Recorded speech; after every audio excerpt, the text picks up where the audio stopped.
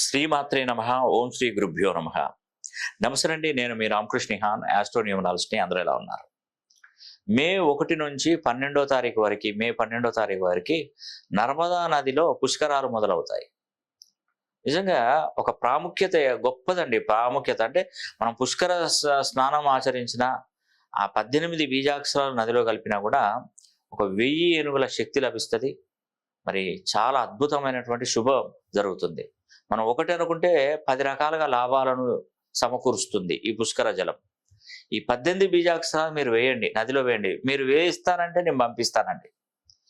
లేదు నేను మధ్యప్రదేశ్కి వెళ్ళలేని పక్షంలో ఉంటాను, దూరం అవుతుంది అన్నటువంటి వారికి నేనే వెళ్ళి ఆ బీజాక్షరాలు మీ పేరు మీద కలిపి పవిత్రటువంటి నర్మదా నది జలాన్ని మీకు పోస్ట్ ద్వారా ఇంటికి అందిస్తాను. మరి ఈ అవకాశాన్ని పేరు పేరున ప్రతి ఒక్కరు మే 1వ తారీఖు నుండి 12వ తారీఖు వరకు నర్మదా నది పుష్కరాలు జరుగుతాయి. సరిగ్గా గురుడు మేషరాశి నుండి వృషభ రాశిలోకి మే 1వ తారీఖున ప్రవేశించబోతున్నాడు. ప్రవేశించిన నాటి నుండి మొదటి 12 రోజులు పుష్కరాలు జరుగుతాయి. వృషభ రాశిలోకి గురువుడు ప్రవేశించాడు కాబట్టి నర్మదా నది పుష్కరాలు ప్రారంభమవుతాయి. నర్మదా నది తీరమునే ప్రముఖ జ్యోతిర్లింగ క్షేత్రమైన ఓంకారేశ్వర జ్యోతిర్లింగ క్షేత్రం ఉంది.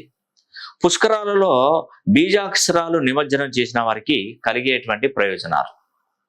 మీ జాతకాన్ని పూర్తిగా పరిశీలన చేశాక మీ పుట్టుకకు మూలాన్ని వెతుక్కొని తెలుసుకున్న మూలాన్ని మంత్రశక్తిగా అతి పవిత్రమైనటువంటి గోమతి చక్రాలపై లిఖించి వాటిని పుష్కర సమయంలో నిమజ్జనం చేస్తే మనకున్నటువంటి కర్మలు తొలగి అదృష్టవంతులు అవుతాం.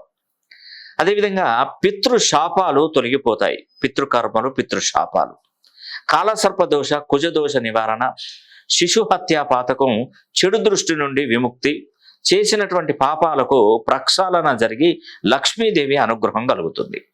ఈ పుష్కరాలు మధ్యప్రదేశ్లో గల నర్మదా నది తీరంలో వెలిసిన ఓంకారేశ్వర జ్యోతిర్లింగ క్షేత్రం నుండి మొదలవుతాయి. పుష్కరాలకు వెళ్ళలేని వారు మాకు తెలియపరచండి.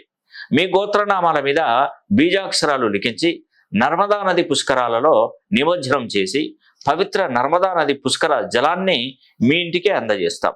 ఈ అవకాశాన్ని ప్రతి ఒక్కరు సద్వినియోగం చేసుకొని మరి వివరాలకై మా ఆఫీసు నెంబర్లకు సంప్రదించండి.